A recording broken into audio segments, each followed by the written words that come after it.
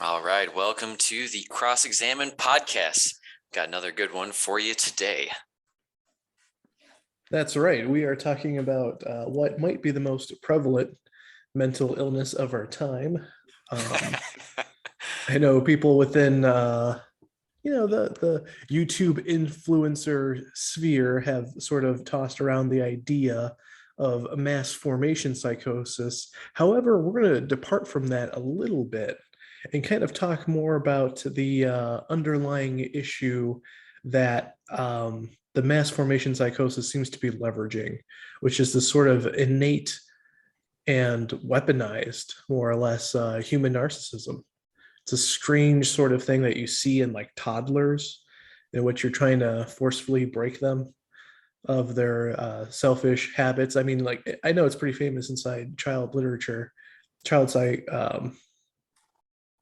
psychology research that children kind of engage in the same sort of like psychopathic behaviors that we see from the most unsavory characters in society later on in life at an early age. And this seems to be very prevalent, yet people eventually grow out of it. But are they doing so now? And I would contend that a little bit of that has seemed to have crept into our public sphere, which is not really allowing us to engage in peaceful and meaningful conversation involving our politics. Man, that is terrifying. I know there was that study with the kids in the room and they didn't know they were on camera, and there's that clown, like the inflatable clown or like a clown doll, and they almost all of them just pummel this clown and they're just like unleashing their rage on this thing. And it's like, what is this innate, like violent nature that they are exhibiting?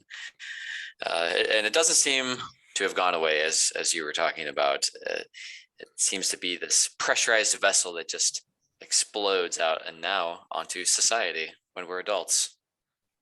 Absolutely. We're seeing it all the time where before, at least when we were growing up, it felt like PBS and other like minor, I'll call them like minor news networks, not necessarily like the ultra corporate ABC networks or something like that. You had things like Intelligence Squared, which is like this kind of formal debate like setting in which you would have these experts come on and debate a certain topic, but they would have both sides represented pretty well, who had very interesting and substantial arguments. And nowadays, it seems like we have gone so far from that point. I don't know if it's like because we've all sort of we have like an attention span problem now, and that no one cares about their own arguments anymore. They just know in their hearts the other side is so wrong and they're so dangerous that we can't even take the time to learn our side properly because there's no time. It's the end of the world is always coming around the corner, and if we don't defeat the evil that is the other side, then we're going to lose everything good about society. Yeah. And it is interesting that every large society has thought that they were the anointed civilization that would witness the end of everything as they know it. Yet we have like ultra Christian stand on one side, which is just kind of like this heightened view of I don't know, probably what people perceive Mormons to be, just like this family unit that goes to church every week. All the guys are in suits, all the women stay at home, and this is like the horrible future that the liberals are imagining, um, in which no minority has any say whatsoever, doesn't have any rights apparently, and so on. And then on the other side, you know, I think the conservatives are viewing the future being like this Mad Max sort of world where drag queens are just slaughtering normal people in the streets. And somehow I feel like our future is going to be a mix between the two. That's true. It becomes terrifying in ways that we could not have predicted, and a lot of things that we did think would play out end up not being the case. Yeah, like things end up being surprisingly normal. Like the whole thing with the Trump presidency, it's like, okay, we're like 2 years outside the Trump presidency. We still have a country. World War III hasn't started. You know, I think the catastrophizing that was done during those years not only was indicative of a problem that was already growing, it just seemed to finally show itself in those years. This sort of like ultra polemic, we have to throw deontology out the window and focus on, I don't know, whatever sort of weird revolution that they impotently tried to impose. It does seem that, especially with the United States, every 4-year term from a president, people have very strong conviction in what they think that will hold, especially in a negative light. I believe people thought Ronald Reagan was the Antichrist because his Yes. like initials were like, there's 6 letters in his name. Holy Christ, it's the Antichrist.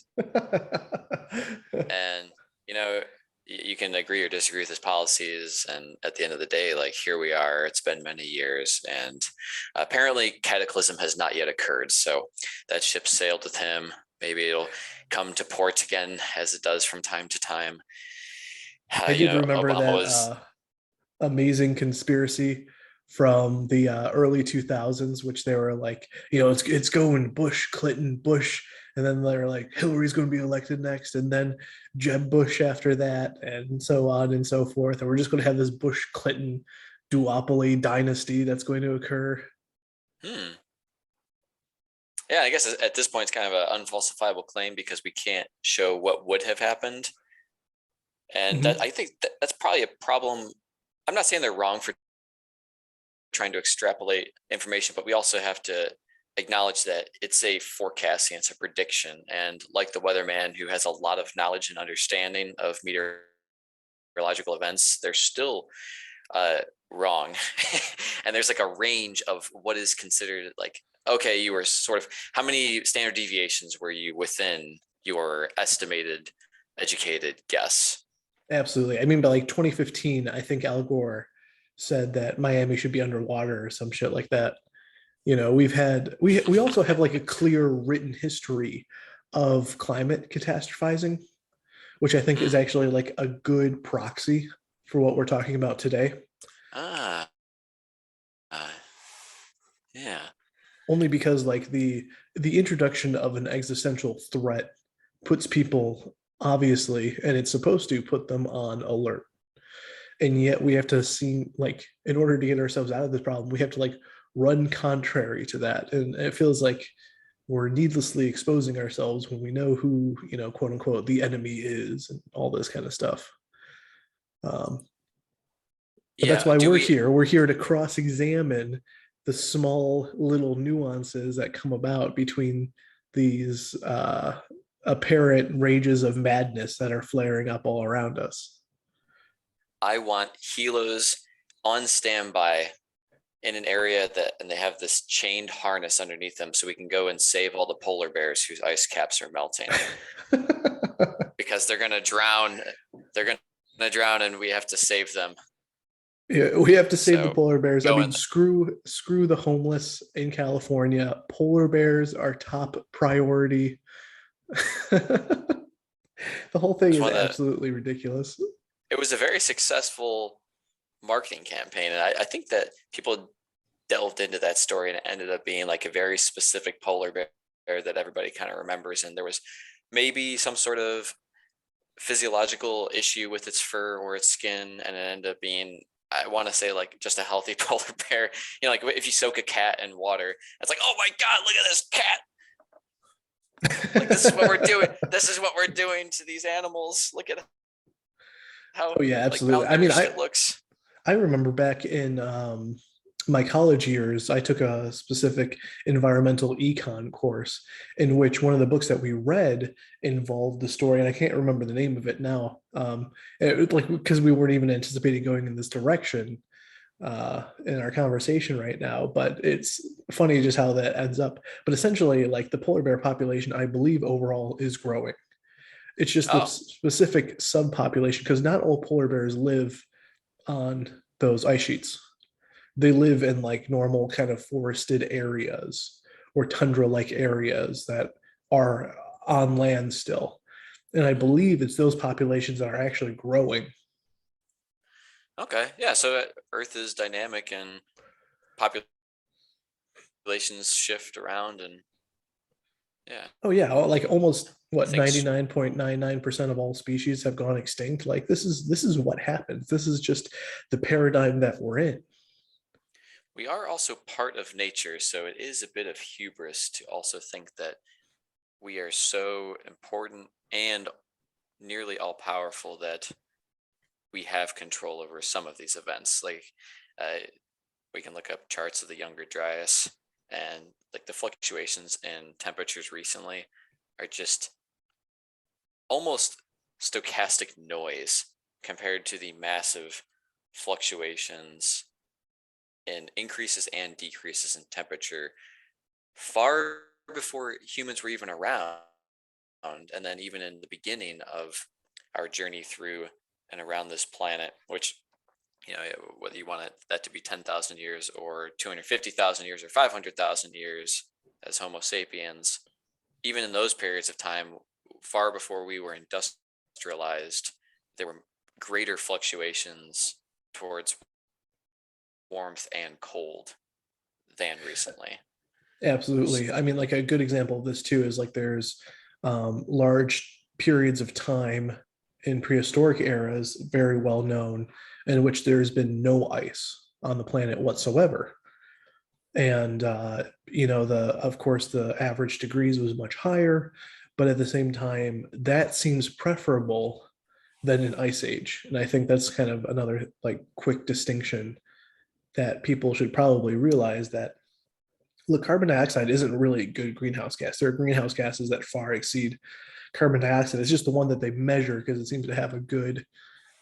They're good at measuring it. I should probably put it that way. But I mean, like water vapor is so much more of a greenhouse gas, and that trends with carbon dioxide as things get warmer. You tend to have more water vapor in the air, and then that allows it to become even more warmer. So the thing is, though, we know how to like we have dehumidifiers. We can build giant, water vaping uh, extractors. Water vapor. The water itself is not vaping. I should have made that little distinction. Well, we can't be But ableist. yeah, Can't be that's ableist. true. Maybe That's maybe it true. is. It is into vaping. Water has fallen onto hard times like the rest of us. It's turned to vaping.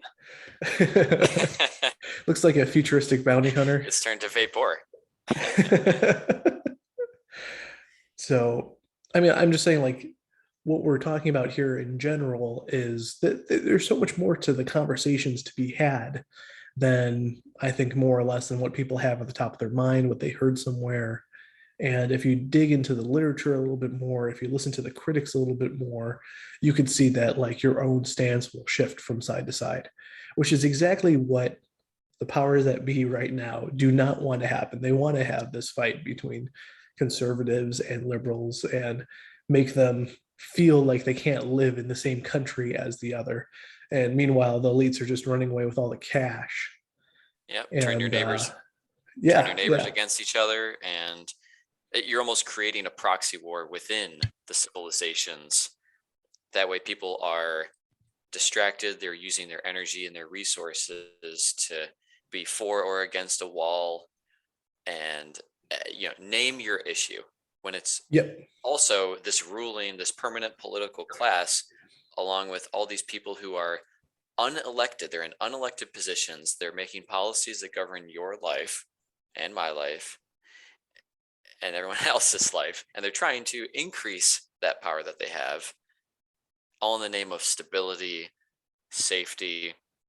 Hey, we're running out of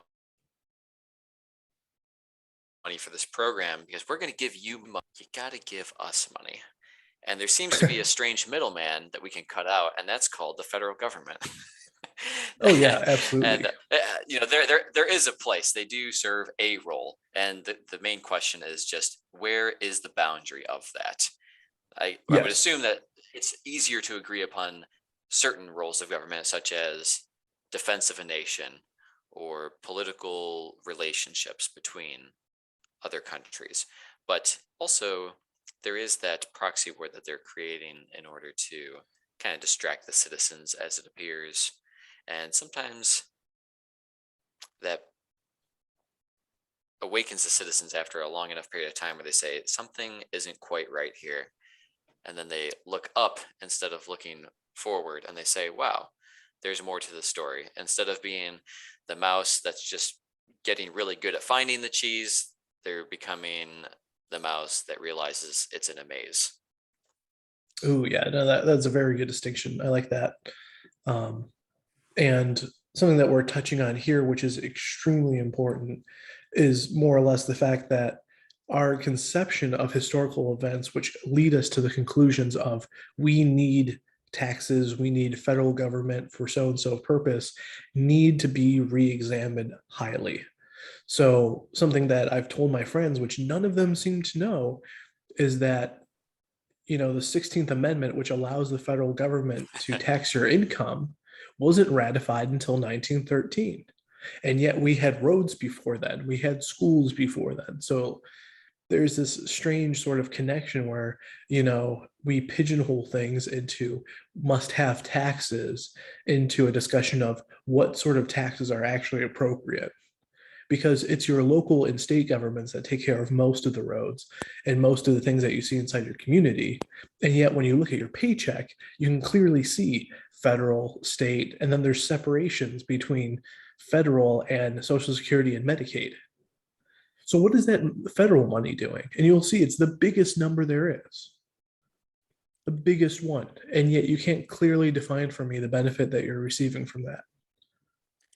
As our organization of our government becomes both taller and wider, it does become increasingly more complex and less clear when you're trying to track down where all of this money is going. And we seem to be more removed as the final recipient of benefit from any of these funds.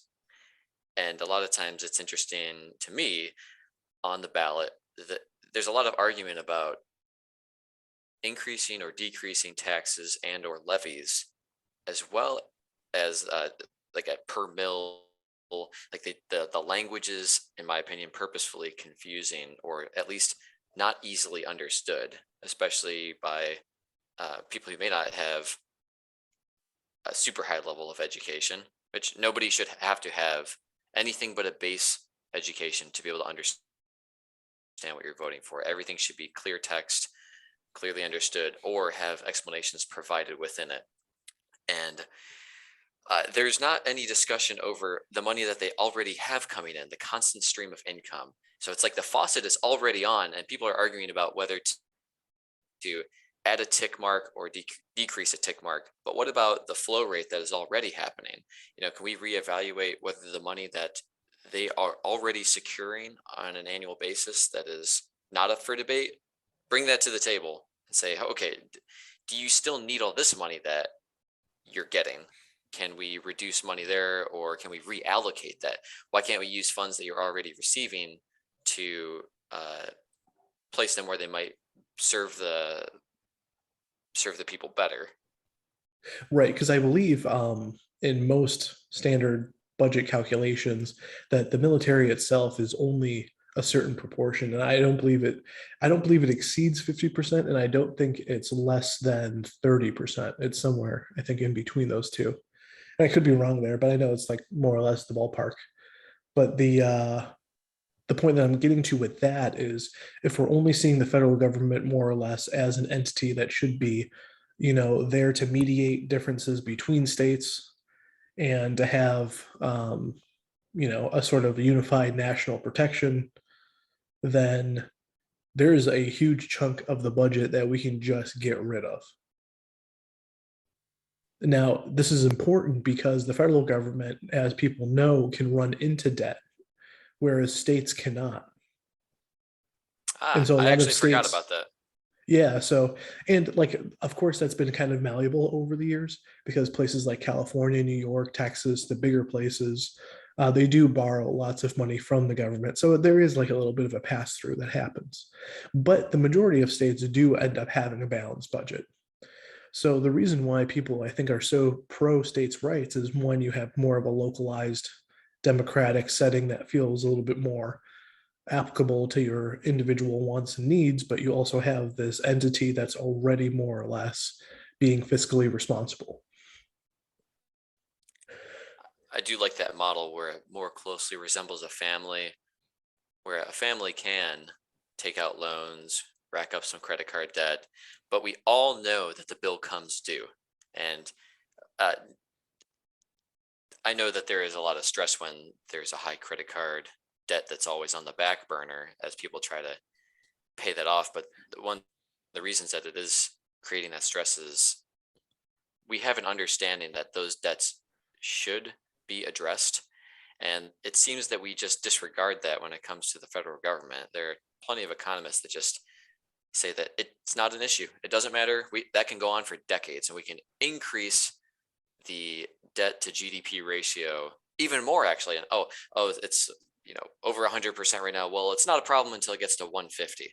But when it gets to 150, there's definitely going to be a crowd that says, well, it's not. Look at the situation. It's not that bad. That could go on for decades. It's not a problem until it gets to 200. So it's kind of like a moving goalpost issue, and also that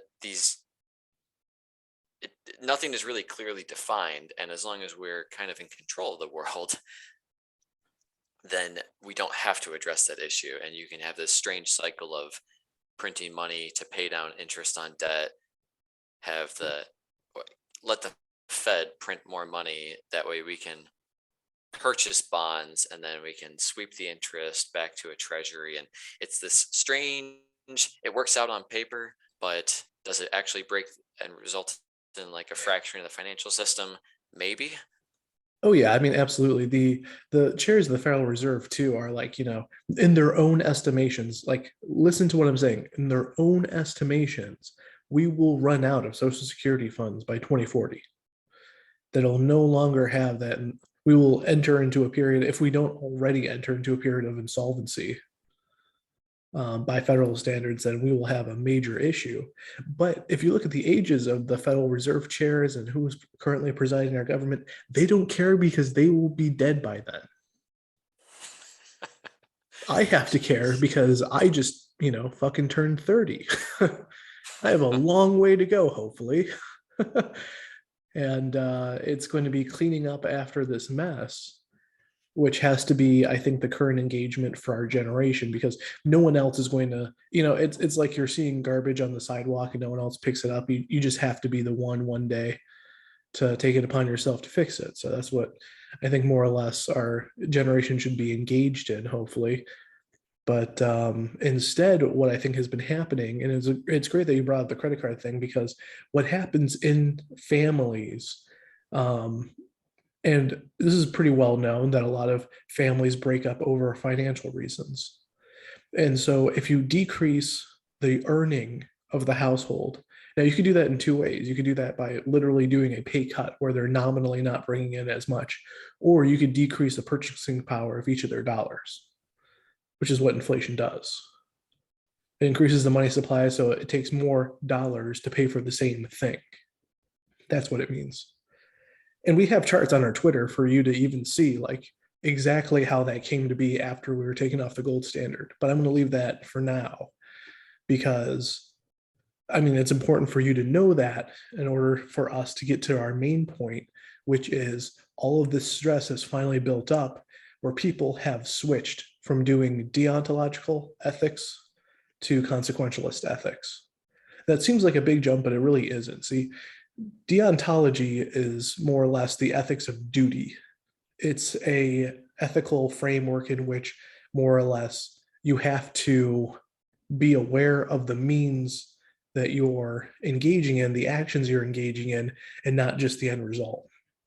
Its inverse, its foil is consequentialism, which a lot of people, they're utilitarians. If you're familiar with that term essentially just means that you're going after the most welfare for the most people sounds like a very reasonable philosophy until you get into the nitty gritty of it. Um, and that one is that the ends justify the means. But you could see how, like, every villain in every major Hollywood film, I believe, has been just a rank consequentialist, if not utilitarian, where they were like, okay, well, the bad guy's the bad guy because he engages in terrible means to justify certain ends. Even if those ends seem to be, I don't even know if I want to use the word altruistic, but let's just say it's a sort of like narcissistic version of altruism, this own self perception of helping the world, but not actually helping the world. These two things are really important to know because when you're not stressed and you have the time to actually sit down and think and consider your positions and your actions, you're engaging more in deontological thinking. Whereas if you're a polemicist, if you're willing to just go after the other side because you think that they're an existential threat, then you're engaging in consequentialist behavior. And I feel like that's engaged in people who are very stressed out. I think financial reasons is probably one of the main ones. Our financial situation has been so abused over these last few decades that we're slowly transforming our population into a population that cannot contend with itself anymore, that it's lashing out against its neighbors. And this is a major problem that we're going to have to deal with, or else it will devolve into something far more violent. That was a very good explanation.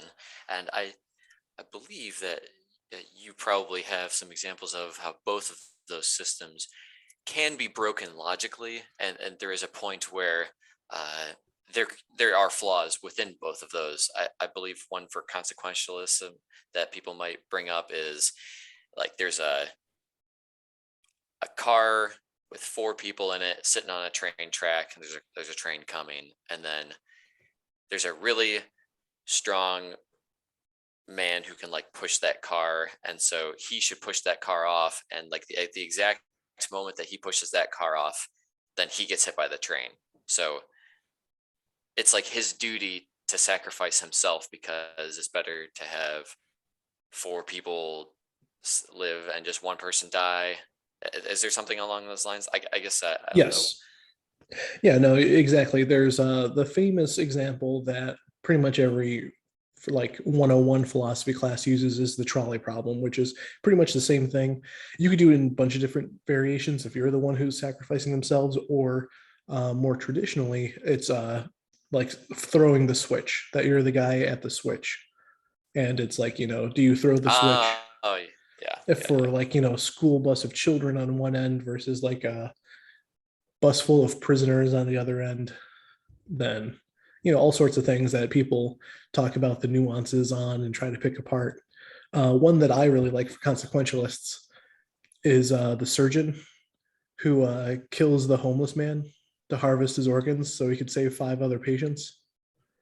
That Mm. he has not only that he has a duty to these five people in order to make them better, but does he engage in this one heinous act, to save other lives? It's all sorts of pretty much the same thing. Now, a famous philosopher who has been on the side of deontological ethics being Kant, and I'm going to give like a real basic level explanation of this, only because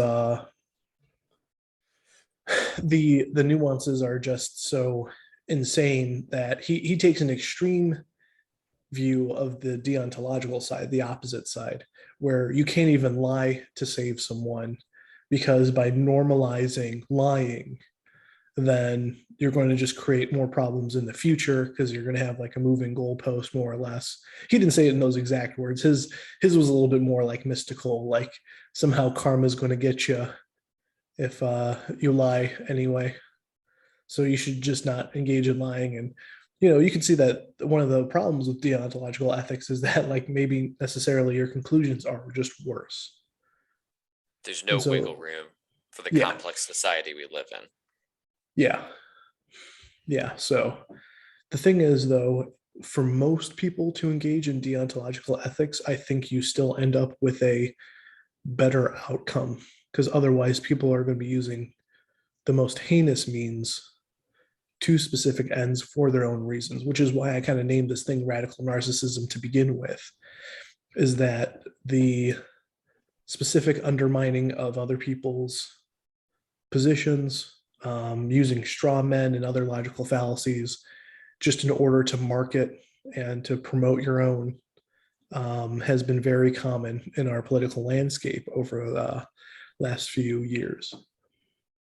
It does seem that there have been a large number of incidents where members of opposition infiltrate a group and purposefully extremify what they believe that side represents with the intent to deceive an audience.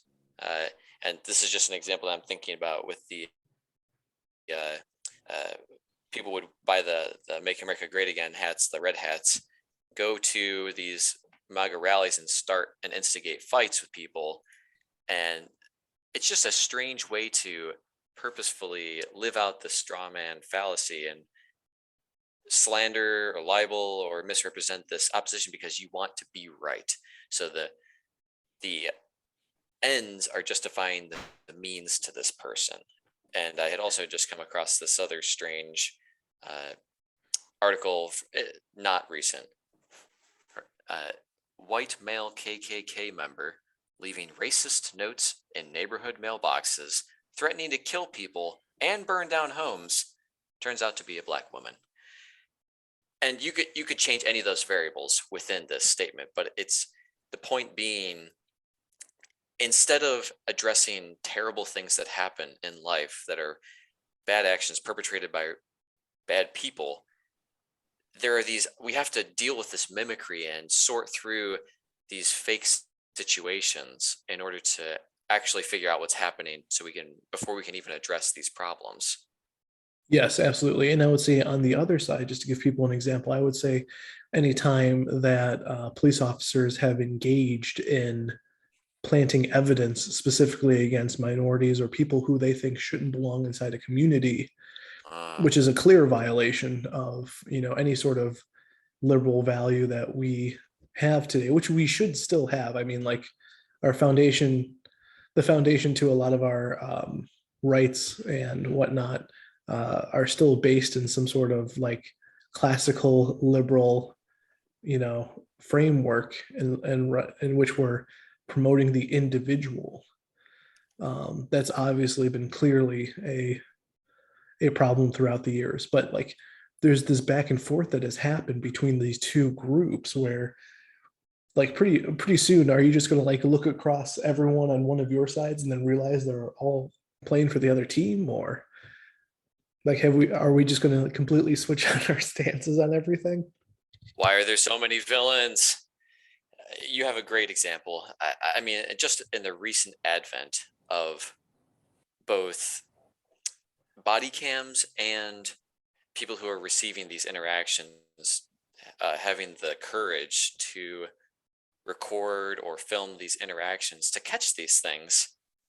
And this is a good time where we can, I feel like there's a pretty good confidence in predicting and extrapolating with data. These are just the events that happen to be caught on camera, which is a very small percentage of all interactions that occur. So any search on any video site will return many results of clear evidence planting by corrupt people who are abusing their power to protect and serve, and instead are enacting their own forms of kind of almost like a child that they want to control the playground. They want to control, this is my toy, I do this goes over here, you go over there, and they want to play